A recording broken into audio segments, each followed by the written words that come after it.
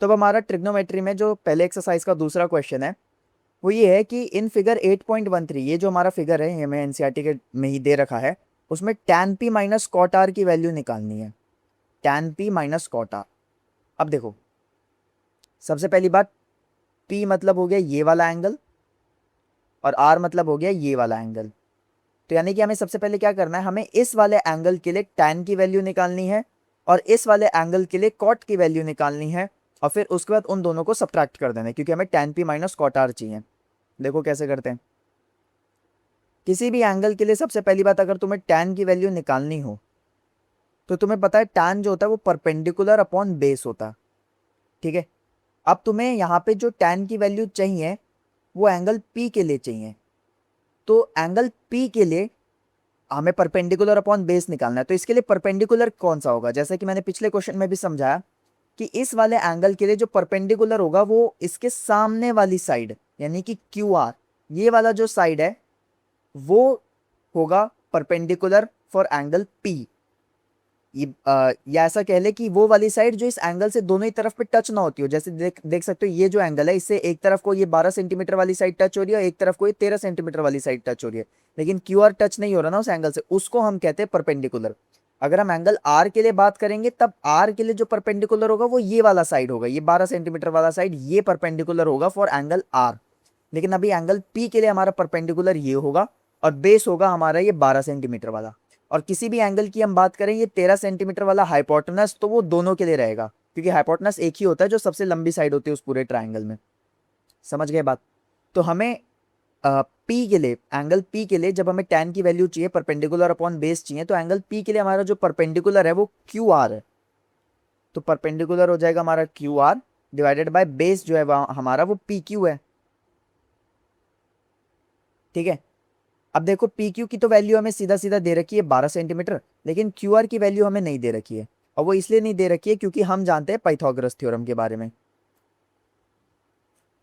Pythagoras theorem के help से हम क्या करेंगे, जब हमें दो राइट एंगल ट्रायंगल में दो साइड्स की वैल्यू हमें दे रखी है तो हम तीसरे साइड की वैल्यू पाइथागोरस थ्योरम के हेल्प से निकाल सकते हैं। और पाइथागोरस थ्योरम क्या होता है कि हाइपोटेनस का square is equal to perpendicular का स्क्वायर प्लस बेस का स्क्वायर। और हाइपोटेनस की वैल्यू हमें दे रखी है 13, तो 13 का स्क्वायर जो होगा वो परपेंडिकुलर का स्क्वायर यानी कि 12 सेंटीमीटर का स्क्वायर, 12 का स्क्वायर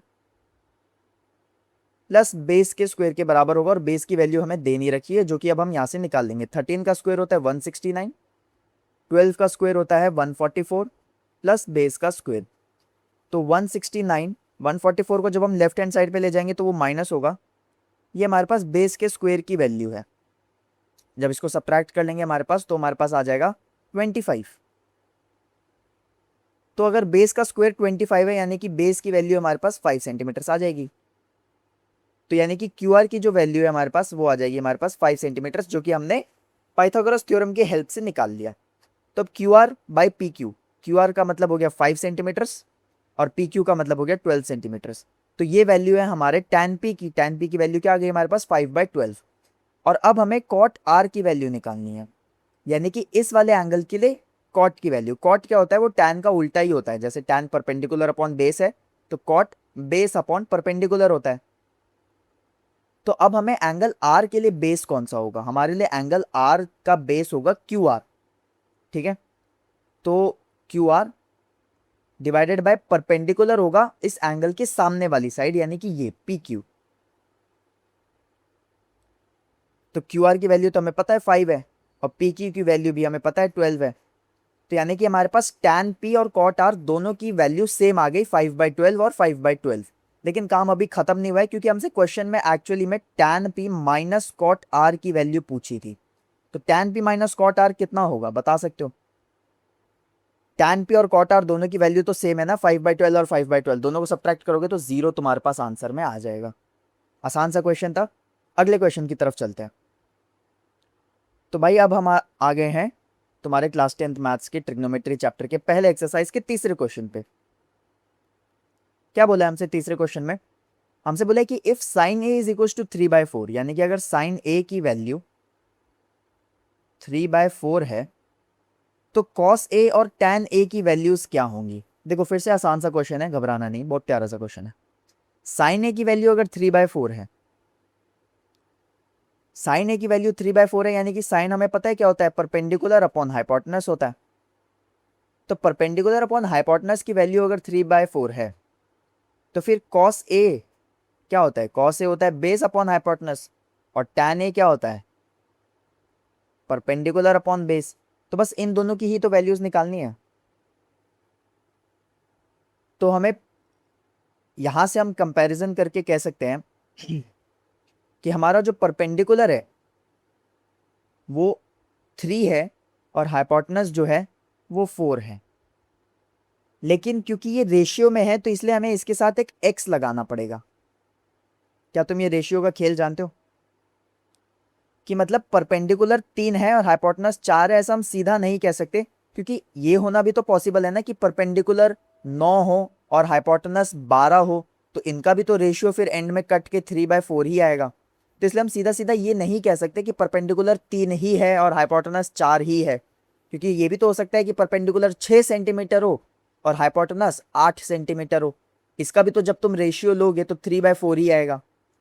तो इसलिए हम इसके साथ एक x लिखेंगे कि इसका मतलब इसमें कुछ और मल्टीप्लाइड भी हो सकता है, इसमें 2 मल्टीप्लाइड भी हो सकता है दोनों में। तो इसलिए हम इसको फॉर सेफ रहने के लिए हम यहाँ पे x लिखेंगे, पर इससे ज़्यादा घबराओ मत। सिंपल तुमने अभी क्या किया कि जैसे 3/4 तुम्हारा परपेंडिकुलर अपॉन हाइपोटेनस है, यानी तुमने सीधा सीधा कर दिया कि परपेंडिकुलर जो है तुम्हारा वो 3x है, हाइपोटेनस जो है तुम्हारा वो 4x है। और यहाँ से अब हम बेस की वैल्यू निकाल लेंगे। बस बेस की वैल्यू कैसे निकालेंगे, जब एक राइट एंगल ट्राइंगल में तुमको 2 साइड्स दे रखी हो और तीसरी साइड पूछी हो तो तुम पाइथागोरस थ्योरम का यूज करोगे। पाइथागोरस थ्योरम की हेल्प से तुम बेस की वैल्यू निकाल लोगे। क्या कहता है पाइथागोरस थ्योरम कि हाइपोटेनस का square is equal to perpendicular का स्क्वायर प्लस बेस का स्क्वायर। हाइपोटेनस का स्क्वायर, हाइपोटेनस हमें क्या है 4x है, यानी कि 4x का square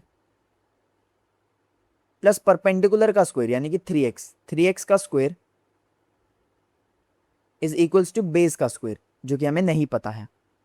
sorry, is equals to यहाँ आएगा, यहाँ पे आएगा प्लस। तो 4x का स्क्वायर हो जाएगा 16x स्क्वायर, ये हो जाएगा 9x स्क्वायर प्लस बेस का स्क्वायर। अब ये 9x स्क्वायर को जब हम लेफ्ट हैंड साइड पे ले जाएंगे तो वो यहाँ पे आके सब्ट्रैक्ट होगा, यानी कि 16x square minus 9x square, तो वो हमारे पास बचेगा 7x स्क्वायर। और ये बेस के स्क्वायर की वैल्यू है हमारे पास, तो बेस की वैल्यू क्या आ जाएगी, बेस की वैल्यू आ जाएगी x√7, या ऐसा कहने √7x, √7x। ठीक है। अब कॉस ए की वैल्यू यानी कि बेस अपॉन हाइपोटेनस चाहिए, तो बेस क्या है हमारे पास, बेस है हमारे पास √7x डिवाइडेड बाय हाइपोटेनस यानी कि 4x, और अब x से x कट जाएगा। तो देखो तुम्हारे पास आंसर फिर से सिंपल फॉर्म में ही आएगा, पर तुम मैथमेटिकली गलत होगे अगर तुम बोलोगे कि 3/4 अगर p/h है तो p 3 है और h 4 है। ये मैथमेटिकली कहना गलत है, क्योंकि p 6 और h 8 भी हो सकता है, p 9 और h 12 भी हो सकता है, तब भी रेशियो 3/4 ही रहेगा। तो इसलिए तुम्हें सेफ रहने के लिए x लगाना पड़ेगा। और बाद में जब तुम सॉल्व करके आओगे तो देखो आंसर तो तुम्हारे पास ऐसा सिंपल नंबर बाय नंबर के फॉर्म में ही आएगा। और tan a की वैल्यू परपेंडिकुलर अपॉन बेस, यानी कि परपेंडिकुलर तो है 3/x और बेस की वैल्यू हमारे पास √7x तो आ ही गई है। x से x फिर से कट जाएगा और तुम्हारे पास tan a की वैल्यू आ जाएगी 3/√7।